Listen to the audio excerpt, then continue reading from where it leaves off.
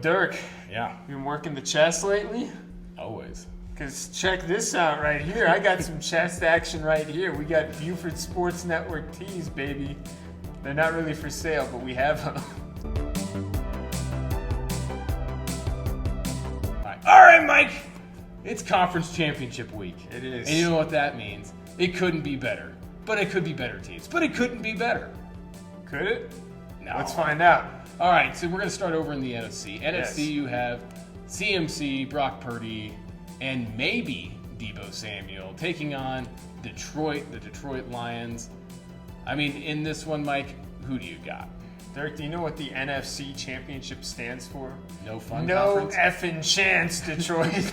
It's San Francisco time. No, actually, I think Detroit may have a chance. It's called Deebo Samuel is injured, and San Francisco in general is getting a little bit thin on the depth in certain areas, Dirk. After loading this roster so heavily mid-season, there was a time in October where it looked like the 49ers truly were going to be an unstoppable juggernaut, but injuries have taken their toll.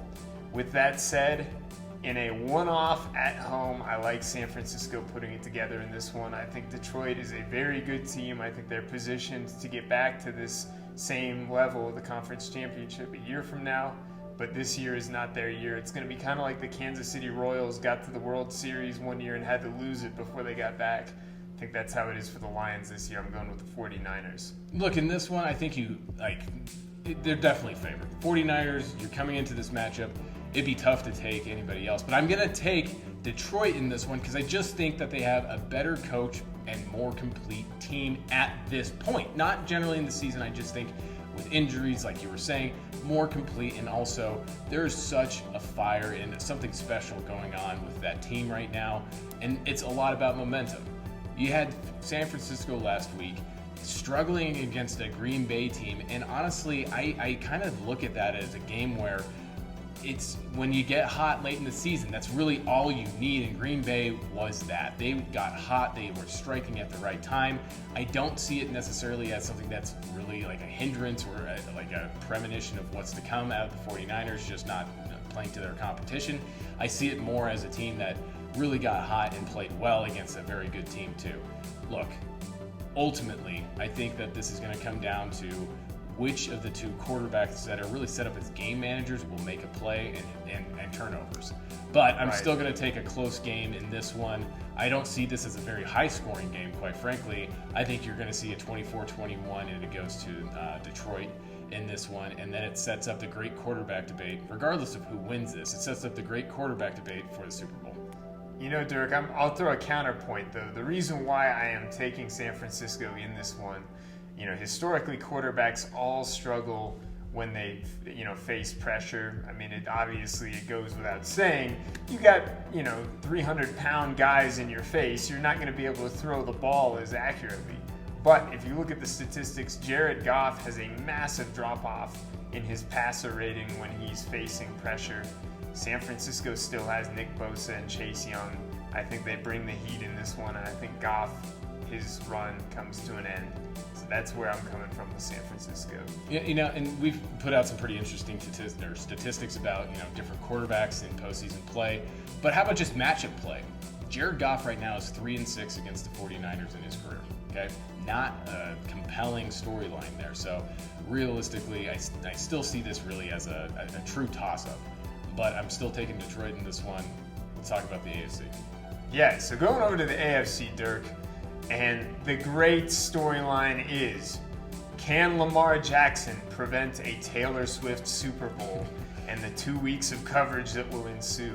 There are so many ways we can go with that, but I think the focus on this one, Dirk, has to be first and foremost, Lamar Jackson is going to win the NFL MVP again for a second time in his career. He's in the conference championship at long last. This is Lamar Jackson's chance, however, to really prove to everyone he is the NFL's MVP. I think even if he does not win the Super Bowl, it's going to be a big step for him and his general, legitimacy, I suppose, as a quarterback. Not that it should be challenged, but I think it will be a huge step if he beats the Chiefs and gets to the Super Bowl. What do you see happening in this? You know, honestly, I do see the Ravens winning this, and I'm going to take it because their defense is playing just lights out. You saw in the first quarter of that game last week that there was zero chance. There was zero chance after the first 2 drives by Houston that they had any shot of winning that game. It was demoralizing. Every single hit had 4 or 5 different guys, tackling the ball. And that's what you want to see out of defense, like team defense rallying to the ball as soon as the ball's in the air, or whenever you make that run pass call, right? And they are just going to demoralize Kansas City. And Kadarius Toney will get, like Mike said last week, the Kadarius Toney Award. And what I do see is, unless a miracle happens in Baltimore where somehow the Chiefs come in and it's a horrible weather game, which it doesn't seem to be predicted that way, right? I just don't like Kansas City's chances. It's just similar to last week. I think, frankly, they got lucky last week. It's a totally different situation if that does go to overtime, and it's a totally different situation if Josh Allen decides to throw the check down to Diggs on 3rd down instead of going for the jugular and throwing to the end zone, right? So I think they survived. They got lucky to make it to the conference championship, but a complete Baltimore team will win this. I think in Baltimore, they play well at home. The other thing, Mike, to think about here is your comment about the MVP. What if Patrick Mahomes does pull the upset? Again, this is why you need to wait till the Super Bowl is actually complete. Let's just have a full season complete before you make the NFL MVP. Now, is he still an MVP candidate if they lose this game? I don't think so. I think that has to go to Patrick Mahomes at that point. How could it not? I mean, everybody's been talking about how lame that roster is all season. If somehow the miracle in Boston happens, the miracle in Baltimore happens, Boston. Miracle in Baltimore happens, how can you not say Patrick Mahomes is the NFL MVP? It's a much more compelling storyline than Tua, than Purdy. Those guys, that's not a storyline, and Tua is done. Cut him out of the here. fact that was even a conversation, I still cannot understand how Brock Purdy is even considered in this.